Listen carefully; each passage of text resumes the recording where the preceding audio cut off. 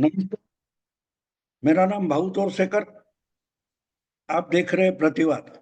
दोस्तों, ये मेरा हिंदी यूट्यूब चैनल है। तो जो मुझे भाऊ तोरसेकर को हिंदी में सुनना चाहते उनको प्रतिवाद को सब्सक्राइब करना पड़ेगा। दोस्तों, आज की बात थोड़ी अजीब है। आज का मुद्दा अजीब है। इसका कारण है कि हिंदी में एक अच्छी कहावत है। मुझे मराठी हो हिंदी हो, हर भाषा में जो कहावतें होती है वो मुझे बहुत पसंद है। क्योंकि सैकड़ों पीढ़ियों से जो अनुभव इकट्ठा किए जाते हैं उससे कहावतें बनती है। और उसमें बहुत बड़ा ज्ञान कुछ मामूली 3 4 10 शब्दों में साथ में रखा जाता है, उसको कहावत बोलते हैं। बड़े बड़े किताबों में, ज्ञानी लोगों ने लिखी हुई किताबों में जितना ज्ञान नहीं है उतने ही कहावतों के 10 12 शब्दों में होता है। तो ऐसी एक कहावत है, उल्टा चोर कोतवाल को डांटे। हिंदी में है। तो उसका मतलब क्या होता है? कोतवाल कानून की रक्षा करने वाला होता है। समाज और सोसाइटी में अनुशासन रहे, किसी को किसी का डर ना हो, चोरी करके कोई आसानी से दूसरे की मालमत्ता पैसा हजम न कर जाए। चोरी करने वाला है, जुल्म करने वाला है, उसको सजा मिले। एक लॉ एंड ऑर्डर जिसको बोलते हैं उसका मतलब होता है कोतवाल। अगर कोतवाल कानून और व्यवस्था रख रखाव करने वाला है तो चोर की कॉलर जाकर वही पकड़ेगा, चोर को पकड़ेगा, चोर को डांटेगा, जहां पूछो सवाल पूछेगा, कहां से आए, कहां जा रहा है। तो चोर को कोतवाल से डर कर रहना चाहिए। अच्छा, रहना चाहिए। क्योंकि डांटने वाला कोतवाल होता है। इसलिए कोतवाल को डर कर रहना चाहिए, ना कि आम आदमी को, बल्कि चोर को। यानी गलत करने वाले या जुल्म करने वाले, गुनाह करने वाले हैं, वो कोतवाल से डर कर रहना चाहिए। ये जिंदगी है। किसी भी शतक में जाओ, किसी भी शताब्दी में जाओ, लोगों को कोतवाल से डर कर रहना पड़ता था, क्योंकि कोतवाल का मतलब ही कानून है। तो फिर इस कहावत का मतलब क्या है? जिंदगी में बहुत बार हम अजूबे देखते हैं। अजूबे का मतलब क्या होता है? जो हर समय की बात होती है, नॉर्मल बात होती है, उससे भी कोई अजब हो जाता है। अजब हो जाता है कि ये तो अजब है, कैसे हो सकता है। ऐसे जब हमको लगता है, बिल्कुल वही बात है कि कोतवाल ने चोर को डांटना चाहिए, तो कोतवाल ही चोर को डांटने लगे तो अजूबा है। इसलिए कहा गया कि उल्टा चोर कोतवाल को डांटे। तो हम अजूबा लगता है ना हमको। तो बिल्कुल वही बात, अगर वही कहावत मैंने आज के हेडिंग में रखी है, उल्टा नरेंद्र मोदी सारी दुनिया को डांटे, तो अजब लगा होगा। क्योंकि भाऊ तो मोदी भक्त है, भाऊ तो मोदी के लिए अच्छी अच्छी बातें करता है। तो अचानक भाऊ ने मोदी पर यह कहावत का इस्तेमाल कैसे किया? तो ये समझने के लिए आपको आज तक कौन सा चोर कोतवाल को डांट रहा था ये भी समझना पड़ेगा। ये भी समझना पड़ेगा। पिछले कुछ सालों से, मानो 25 से ज्यादा साल हो गए, पाकिस्तान नाम का चोर जो है वो पूरी दुनिया को डांटता रहा, टेररिज्म करता रहा, दहशतगर्दी करता रहा, हरकतें करता रहा, और दुनिया को डांटता रहा कि देखो, अगर भारत कुछ एक्शन लेता है हमारे टेररिज्म पर तो दुनिया में परमाणु जंग शुरू हो जाएगी। क्योंकि हमारे पास भी परमाणु परमाणु हथियार है और भारत के पास भी परमाणु हथियार है। भारत ने तो कसम खाई है कि भारत कभी भी पहले परमाणु हथियार का इस्तेमाल नहीं करेगा, बिल्कुल पाकिस्तान के खिलाफ भी नहीं करेगा। ये तो भारत ने निर्धार किया है, डिक्लेयर किया है, पॉलिसी बनाई है। लेकिन पाकिस्तान ने ऐसी पॉलिसी नहीं बनाई है। भारत और पाकिस्तान दोनों परमाणु हथियारधारी हो गए, फिर भी उसमें एक फर्क है कि हमने अपने ही पैर में हाथ में बेड़ियां डाल रखी है कि हम पहला इस्तेमाल नहीं करेंगे। लेकिन पाकिस्तान ने ये बात मानी नहीं है। क्या बात नहीं मानी है? कि पाकिस्तान हम अपने बचाव के लिए इस्तेमाल करेगा, लेकिन हमले के लिए इस्तेमाल नहीं करेगा। ये बात भारत ने मानी है, पाकिस्तान ने नहीं मानी है। तो पाकिस्तान चोर होकर भी दुनिया को क्या डांटता रहा कि देखो, भारत ने हम पर परमाणु हमला ना किया तो भी अगर अपने वजूद की बात आ जाती है, हाथ में कुछ भी बचता नहीं है, तो पाकिस्तान परमाणु हमला भारत पर कम कर देगा। और परमाणु युद्ध की बात यह है कि ये किस देश में, किन दुश्मनों में शुरू हो जाता है उससे कोई मतलब नहीं होता। उसमें अगर शुरू हो गया तो दुनिया का विनाश पक्का है। बाकी एक एक करके सारे देश उसमें खींचे जाएंगे और पूरा परमाणु विश्व युद्ध शुरू हो सकता है। और इसलिए ये माना गया है कि भाई परमाणु हथियार जिसके भी पास है वो एक एग्रीमेंट करे, जिनीवा या कुछ एग्रीमेंट है कि हम इसका इस्तेमाल नहीं करेंगे, पहले इस्तेमाल नहीं करेंगे। तो पाकिस्तान ने ये तो माना नहीं है। और इसलिए अगर टेररिज्म का बंदोबस्त करने या ट्रेडिशनल वॉर में हारने की बात आ जाए तो पाकिस्तान भारत के खिलाफ अपने परमाणु हथियार का इस्तेमाल करेगा। भारत ने ना किया तो परवाह नहीं, पाकिस्तान करेगा। और इसलिए पाकिस्तान ने वो एग्रीमेंट माना नहीं है। तो माना नहीं है तो ये वहां बैठे जो एक से एक उल्लू के पट्टे हैं, उसमें से कोई भी जनरल ये शुरू कर सकता है। ये दुनिया को डर था। और इसलिए जो हमारे प्रधानमंत्री नरेंद्र मोदी ने जो सिंदूर, ऑपरेशन सिंदूर के बाद भाषण किया, उसमें एक शब्द का इस्तेमाल किया, इसके बाद पाकिस्तान न्यूक्लियर ब्लैकमेल नहीं कर सकता। तो न्यूक्लियर ब्लैकमेल क्या होता है? न्यूक्लियर ब्लैकमेल क्या होता है? कि हम भारत के खिलाफ अणु बम का, परमाणु बम का इस्तेमाल करेंगे, यही तो धमकी है। और धमकी का मतलब ही ब्लैकमेल है। हमला तो भारत पर करेंगे, लेकिन पूरी दुनिया उसमें खींची जाएगी, क्योंकि पाकिस्तान ने परमाणु हथियार का इस्तेमाल किया तो भारत को भी परमाणु हथियार का इस्तेमाल करना पड़ेगा। और भले जंग भारत और पाकिस्तान की हो, लेकिन उसका नुकसान जो है वो आसपास के इलाके में करते करते पूरी दुनिया में फैल सकता है। तो इसलिए हम जो कुछ छेड़खानी करे तो करे, लेकिन अगर भारत पाकिस्तान का बंदोबस्त करने के लिए हथियार उठाएगा, ट्रेडिशनल वॉर करेगा, तो पाकिस्तान परमाणु वॉर, परमाणु युद्ध, जंग शुरू कर देगा। ये इसी को ब्लैकमेल कर देगा। और इसलिए मैंने बोला कि चोर है, पाकिस्तान चोर है। मैंने क्यों बोला? चोर का मतलब क्या होता है? वो किसी बड़े स्टोर में, मॉल में, बैंक में चला जाता है और बंदूक रोकता है, देख गोली चलाऊंगा, नहीं तो मुझे तिजोरी लूटने दे। बैंक लूटने वाले क्या करते हैं? सर पर बंदूक लगा देते हैं और गोली चलाने की धमकी देकर आप भी जो चाहिए उतना पैसा उठाते, जो चाहिए चीज दुकान से उठाते, बैंक से पैसा उठाते, सेठ जो कोई सेठ होगा उसकी तिजोरी तोड़कर पैसे लेके जाते हैं, नहीं तो गोली चलाऊंगा। तो ये उसको ब्लैकमेल बोलते हैं कि कनपट्टी पर बंदूक रख के अपनी बात मनवा लेना। यानी पाकिस्तान भरे टेररिस्ट के लिए अड्डे बने, दुनिया भर टेररिस्टों को भेजे।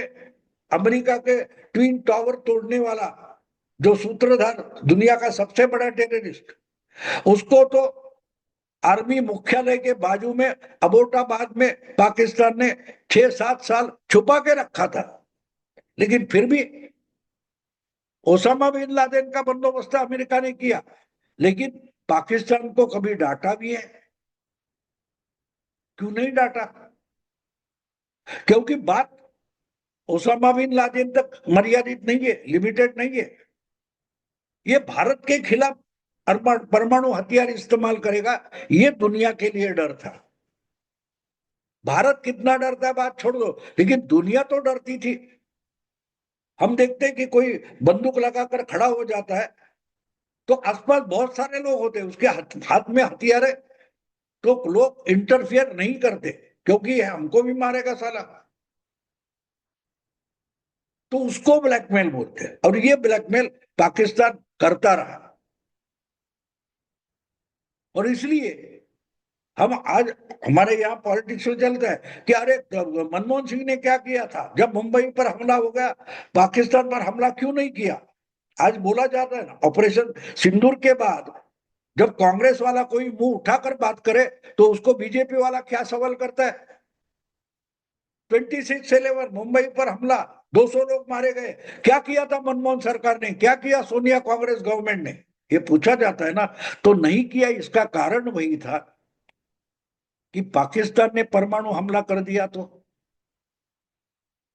पाकिस्तान ने किया तो क्या करे।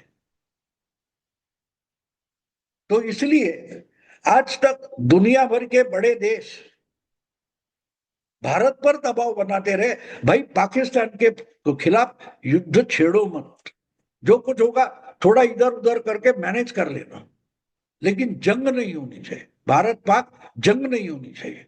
ये जो डर दुनिया के मन में बसाया गया था, ऑपरेशन सिंदूर के बाद वो डर खत्म हो गया। अब इसका सबूत क्या है, पूरी दुनिया, मैंने तो इसके पहले एक हफ्ते पहले एक वीडियो में बोल भी दिया था कि पिछले 8-10 सालों, सॉरी 30 सालों से 25 सालों से जो डर पाकिस्तान ने बुलंद था, और जब कुछ इसमें कोई फ्लैश होता है तो पूरी दुनिया के बड़े देश भारत को समझाने लगते हैं, भाई जंग तक मत जाओ। पिछले 4-5 साल से ये बात कम हो गई थी, और इस बार तो भारत जंग ना छेड़े इसके लिए कोई प्रेशराइज नहीं कर रहा था। सर्जिकल स्ट्राइक हो गया, एयर स्ट्राइक हो गया, उसके बाद भी भारत पर दबाव आना कम हो गया था। और इसलिए मोदी जी ने जो तैयारी की थी, उसके बाद इस ढंग से पाकिस्तान को सबक सिखाया है कि ऑपरेशन सिंदूर शुरू होने के पहले जो पाकिस्तान के जनरल्स और पॉलिटिकल लीडर्स परमाणु हथियार की धमकियां दे रहे थे, वो 10 मई के बाद अपने पास परमाणु हथियार है ये भी बात भूल गए। 10 मई के बाद, यानी 11 मई से लेकर आज मैं बोल रहा हूं तो 5 दिन हो गए, किसी भी पाकिस्तानी मुंह से न्यूक्लियर वेपन्स ये शब्द नहीं निकला है। 5 दिन हो गए, 5 दिन हो गए। खुद पाकिस्तानी ही उनके पास परमाणु हथियार है ये बात भूल गए, और दुनिया भी भूल गई है कि ये दोनों, और ट्रंप वगैरह ने बात की कि भाई दोनों परमाणु है तो उनका युद्ध रोकने में हमने योगदान दिया वगैरह। ट्रंप छोड़ दो, उस पर चर्चा करने की जरूरत नहीं है। एक तरीके से वो अमेरिका का संजय राउत है, उसकी बात गंभीरता से सुनने की जरूरत नहीं, ना कि उस पर चर्चा करने की जरूरत है। बात यह है कि अचानक से ये क्या हो गया। अब आप ये पूरा ऑपरेशन रोकने के बाद, युद्ध विराम के बाद, जो हमारे 4 जनरल्स ने प्रेस कॉन्फ्रेंस की थी, उस वक्त हमारे एक जनरल, भारतीय ऐसा कुछ नाम है उनका, उन्होंने एक जो बात बताई है वो इस सब का एक अजीब, हम बोल सकते हैं कि चाबी है। उनको किसी पत्रकार ने पूछा कि क्या किरना, पाकिस्तान की किरना पहाड़ी पर भारत का हमला हुआ है जहां पाकिस्तान का परमाणु खजाना छुपा के रखा है। तो उन्होंने, भारतीय नाम के जो जनरल या कमांडर जो कोई होते, उन्होंने एक जवाब दिया कि वहां उनका है, हमें तो पता नहीं। भारत के जनरल कमांडर जनरल जो बोलते हैं कि किरना में परमाणु हथियार छुपाए रखे हैं, ये हमको तो पता नहीं। अब ये हमको तो पता नहीं ऐसा बोल रहे हैं, उसका मतलब जानते हो? हर साल जो परमाणु हथियार बनाने वाले और रखने वाले देश है, उनको बाकी जो परमाणु हथियार वाले हैं उनको इंफॉर्मेशन देनी पड़ती है कि भैया यहाँ हमारा डंप है, तो बाकी चलेगा, लेकिन यहाँ कुछ नहीं करोगे। भारत भी बोलता है, Pakistan, America, Soviet union, Russia, सब लोगों को करना पड़ता है। तो हमारा जो कमांडर भारती या जनरल भारती जो है, उनका जो जवाब था, किरना में है, हमको तो पता नहीं था। ठीक है, अब पता चल गया। तो इसका मतलब साफ है, पाकिस्तान ने जहां अपना न्यूक्लियर डंप रखा है, उसके बारे में जानकारी देना जरूरी था, वो छुपाई थी। लेकिन अगर भारत का मिसाइल वहां जाकर टपका है, पटका गया है वहां, और उसके बाद अगर रेडिएशन वगैरह शुरू हो गई है और पाकिस्तान घबरा गया है, तो इससे ये सब रहस्य है, उस ताले की ये चाबी है जो खुलता है। वो बात साफ है कि एक तरीके से ये बात भारत को मालूम थी, पाकिस्तान ने छुपाई, लेकिन हमारे जो खुफिया एजेंट है उनसे बहुत सारी जानकारी आती है। और किरना में भले हमारे जनरल कमांडर भारती बोलते हो कि हमें तो पता नहीं था किरना में क्या है, किरना के पहाड़ी में, लेकिन वो साफ साफ अंगुली निर्देश कर रहे, उंगली दिखा रहे कि हमें पता था, और इसीलिए तो वही मिसाइल छोड़ी जो पाकिस्तान ने हमको आगाह नहीं किया था, अलर्ट नहीं किया था। अलर्ट किया तो हम नहीं छोड़ते। ये असली जवाब है। जो हमारे भारतीय नाम के जो कमांडर है, जो बोले कि किरना में है, ये तो हमको पता नहीं था, तो वो बता रहे हैं कि पाकिस्तान ने छुपाकर हमले को इनविटेशन दिया था, और हमने वो इनविटेशन स्वीकार किया। और अब जो कुछ हो रहा है उसके बाद, ये भारती का मैंने आपको बताया। अब मोदी जी का जवाब सुनो। मोदी जी कहते हैं अपने भाषण में, जो उन्होंने ये रुकने के बाद भाषण किया था शाम को 11 या 12 तारीख को, तब मोदी जी क्या बोले थे? पाकिस्तान की न्यूक्लियर ब्लैकमेलिंग अब नहीं चलेगी। इसका अर्थ ये होता है कि जो पाकिस्तान हमेशा डराता रहता है कि हमारे पास परमाणु हथियार है, वो दिवाली के पटाखे नहीं है, तो हम उसको डरते नहीं है, क्योंकि वो आप निकाल कर भारत पर छोड़े, उसके पहले ही जहां है वहां ही हम उसको फोड़ देंगे और उसमें पाकिस्तानी भस्मसात हो जाएगा। ये मोदी जी के बोलने का मायना है कि ब्लैकमेलिंग नहीं चलेगा। सब नहीं चलेगा तो क्यों नहीं चलेगा? क्योंकि न्यूक्लियर हथियार, आपके परमाणु हथियार उड़ने से पहले ही तबाह हो जाएंगे, और जब जगह तबाह होते हैं वो पूरे इलाके को वो परमाणु हथियार तबाह कर देते हैं। तो हथियार आपके हैं, लेकिन टाइम हमारा रहेगा, निशाना हमारा रहेगा, तबाही तुम्हारी रहेगी। हथियार तुम्हारे हैं पाकिस्तान के, और तबाही भी पाकिस्तान की होगी। अब पाकिस्तान की परमाणु हथियार से तबाही होती है तो उसका जिम्मेदार भारत नहीं है। जो दुनिया भर के बड़े बड़े देश पाकिस्तान को बचाना चाहते, वो पाकिस्तान को अपने ही परमाणु हथियार से बचाए। यही मोदी जी का इशारा है। क्या इशारा है? कि ब्लैकमेलिंग नहीं चलेगी। मतलब अगर परमाणु जंग नहीं चाहिए, दुनिया को परमाणु जंग से बचाना है, और पाकिस्तान को भी भारत के हमले से बचाना है, तो पाकिस्तान के परमाणु हथियार निकम्मे करना, न्यूट्रलाइज करना, मार्जिनलाइज करना, ये दुनिया की जवाबदारी है, वरना भारत कर देगा। अब भारत कर देगा तो कैसे करेगा, इसकी एक झलक किरना पहाड़ी का रेडिएशन है। और ये करने के लिए भारत अकेला नहीं है, मैं लगातार बोल रहा हूं, इजराइल और भारत साथ में है।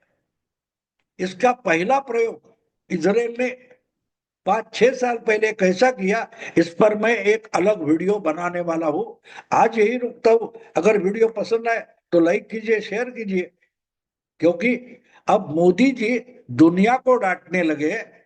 उल्टा मोदी दुनिया को डांटे। पसंद आए तो शेयर कीजिए, लाइक कीजिए और प्रतिवाद को सब्सक्राइब कीजिए। नमस्कार।